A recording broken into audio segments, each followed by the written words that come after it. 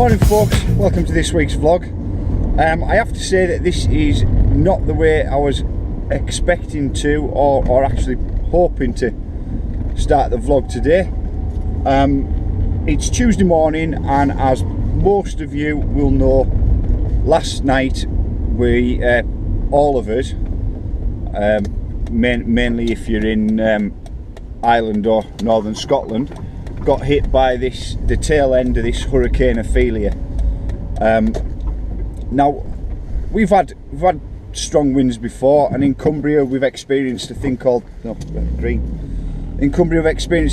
Storm Desmond before, which brought a lot of rain and high winds. But this morning I went to take my kids to school, and I couldn't reverse out my drive because there was a tree blocking it. Now if that's how bad it is in town, I'm wondering how bad it is at work. I've got into work and I came into work the back way and I haven't seen any fallen trees there. This hat's going to blow off.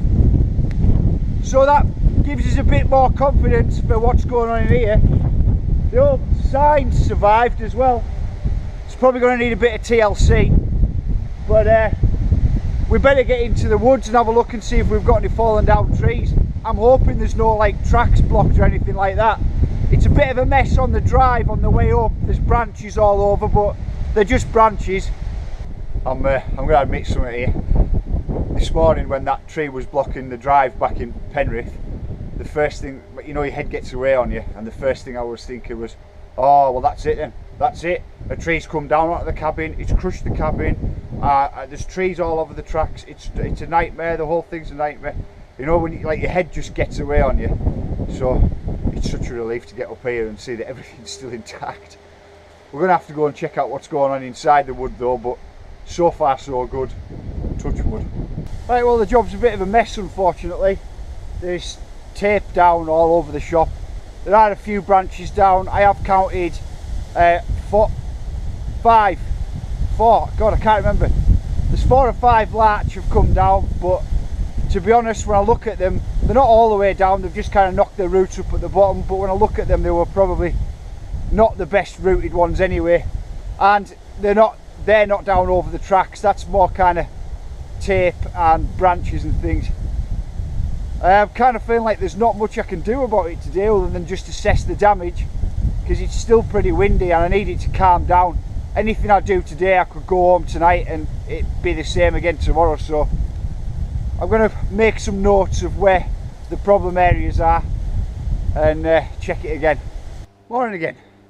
Wednesday. So it's such a better day today that you'd almost think that Tuesday and Wednesday weren't connected. But there's like zero wind. There's a lot of work to do.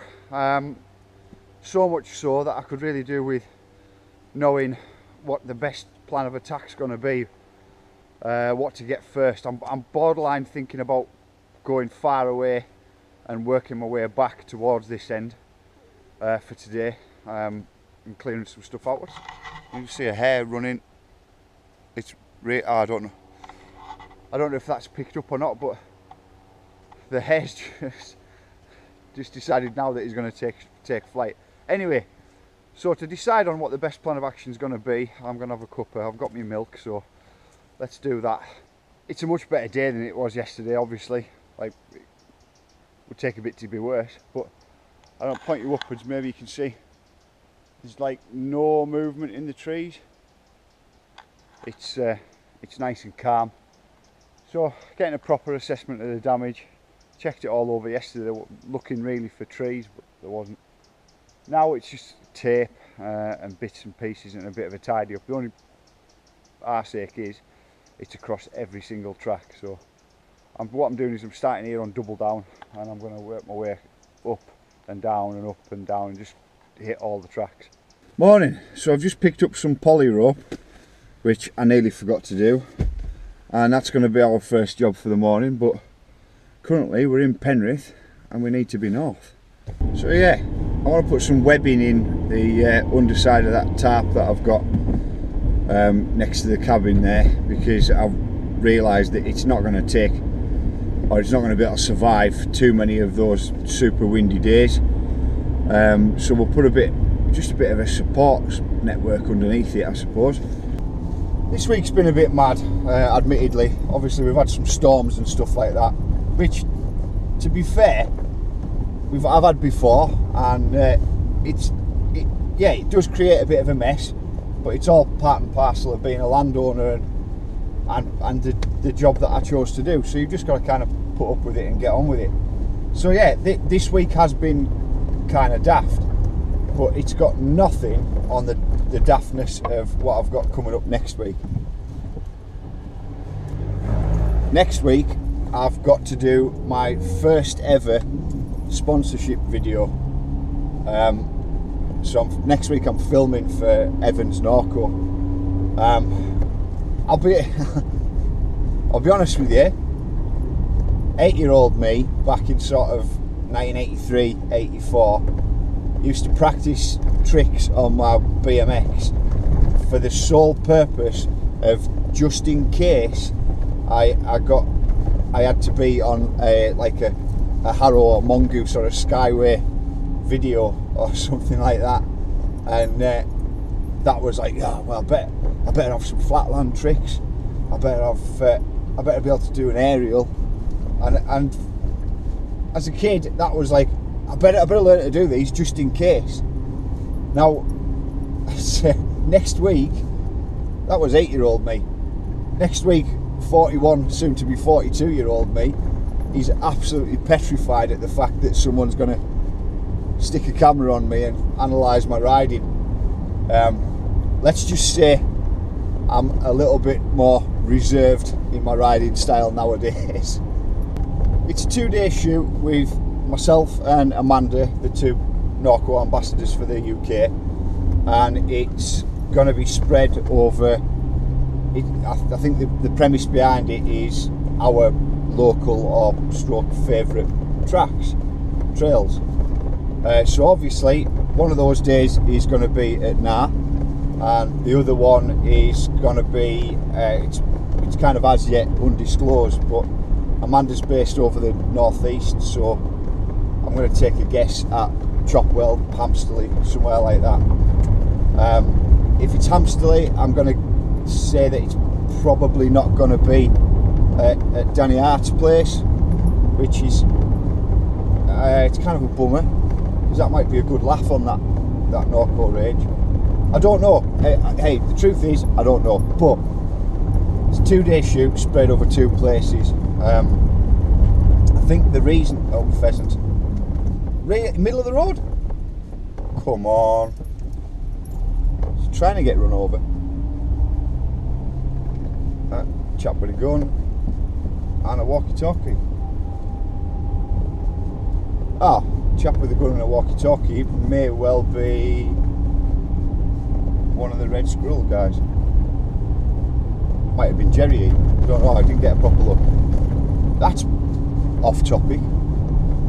Anyway, so spread over two places over 2 days, with myself and Amanda. I think Amanda will be bringing Alex, her boyfriend Alex. Yeah, I'm guessing that some of you guys will know who they are, some of you may not, but you'll get to see them in the video. And yeah, so the truth of it is, the thing that kind of worries me about it is I'm really stoked to be doing it. I think it's fantastic. It's something that I've kind of always wanted to do. I mean, wouldn't anyone? Hey man, we want you to film for this company. That's it. That's ace. So that side of it is really good and a little bit exciting. And at the same time, it's kind of like a little bit nervy of, or you're gonna get found out, so to speak. Like the cameraman or camera woman, he's gonna set you up on a feature somewhere, shout action, and then find out that I can't actually do dump 3s, can't do cocked 7s. Do you know what I mean? It's a bit like, what do I do? I got my turn bar. It's rampage time again. Now, I have to confess to being equally excited and weirded out by Rampage. I'm not sure what the score is with this site 2 that they've got now over the back of the original site. I mean,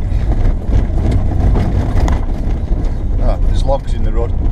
I mean, I don't know if it works as well. It wasn't chosen as the original Rampage site. Wasn't chosen as the original Rampage site for a reason. Excuse me. So I don't know. I used to be all right about the Oakley sender and the wooden features and what have you, and the canyon gap was iconic, and you know that stuff's not there anymore. So that's a little strange. And also, I do get a bit weirded out by the whole. There's a real kind of danger aspect, isn't there, to Rampage.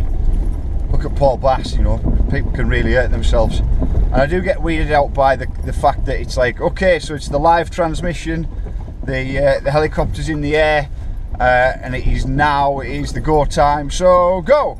And I'd kind of, part of me would rather watch a televised version of the Fest series that maybe wasn't live or had been recorded the previous day or something. I don't know. Anyway, that's one side of me. The other side of me is it's fucking Rampage. It's really excited about it. Can't wait to watch and see what happens. And I'm a bit kind of bummed out that Aggie's not there this year.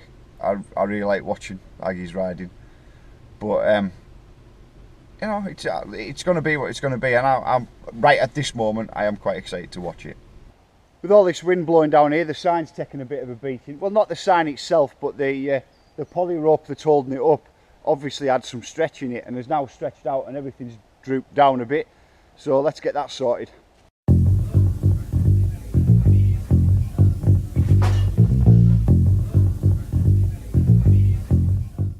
That's better, high and tight. I've got the stuff at the cabin end sorted. I've had a telephone meeting. I find a telephone meeting a bit strange. It's like, why don't we just meet up and have a crack about it in person? Anyway, so I've had one of them, and I've had something to eat. So now it's time to head over to the tracks and sort out the last of this tape, and then we can be ship shape and ready and raring to go for the weekend. I'm just going to do a quick top tip, or top tips section here. Those of you who ride here a lot will know exactly what section we're on. We're on the lower Magic Bus, and the top tip is, don't be a sheep. You were starting to get, admittedly a lot of this has come from when we had the enduro here, from the people who just hadn't really taken time to learn the tracks, but we were starting to get this kind of a thing in here, which it's the warning line. It looks like that's supposed to be the way to go, you know. For all intents and purposes, you could be completely forgiven for thinking, oh well, that is the line, that's what most people have done. But no, what's happened is it's what some people have done, and then a load of people have followed.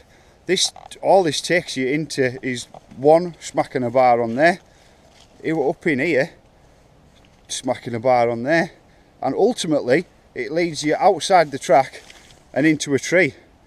It's like the worst line choice, but to be warning like that, it just shows you how many people have taken it.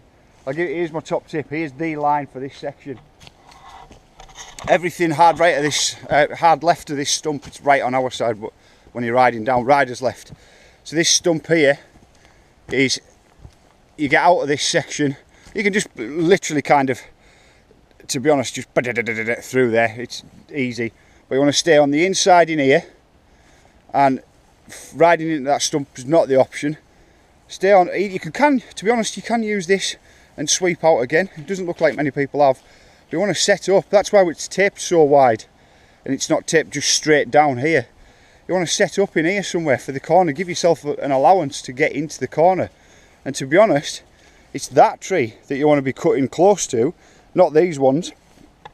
But I'm seeing it more and more all over the park, and it's hard because I could go around everywhere and just dig the sheep lines out, but at the same time, I'm not here to hold your hand. It's kind of like more fool you. If a bunch of idiots have ridden into a tree, you know, why would you want to follow them? Right, well, all joking aside, well, to be honest, I usually ride around here just completely ignoring everybody else's lines and just ride my own line. It's something that I was told to do early days of the magazines and videos and stuff, and it's just something I've always done. I'm not saying that I take the greatest line choice, but just the way it is. Anyway, because I ignore most people's lines, I don't really look at them. So I've just, having noticed those ones on Magic Bus, I've just been across the rest of the tracks and had a look, and as far as kind of like, well, some of them just take you to a dead end, you know, where you're going to have to pull on both brakes, come to a stop, readjust your where you're aiming, and then set off again and get back on the pedals again. So as far as people who are wanting to do full runs of the tracks, if you're sessioning, you know, whatever, but if people want to do full runs, I'd really advise just taking some time first to break the track down into sections, and seeing where you think, you know, might be the best setup for corners. A lot of it is in the setup, to be honest. People just kind of following the gap in the trees, I suppose, rather than looking ahead of themselves and seeing which side of the tapes or which side of the tracks they want to be to set up for the next corner. And obviously it catches a couple of people out, they leave tyre tracks in the dirt, then the next people that follow them down that are just kind of looking over the front of the front wheel and just following the tracks, then they make the same mistake, and then a few more people go down, and then you get situations where it's like the PMBA, where it's like almost 1,000 runs down each track, and yeah, you end up with some really weird line choices. Just imagine you're Aaron Gwyn. It's like the only time that you get to imagine it. But imagine you're Aaron Gwyn and you're just riding it going, screw everybody else's lines, I'm taking my own. But in general, it's a really good idea to adopt a look before you leap policy, and especially now after all those runs from the PMBA guys. That's it for this week's vlog, folks.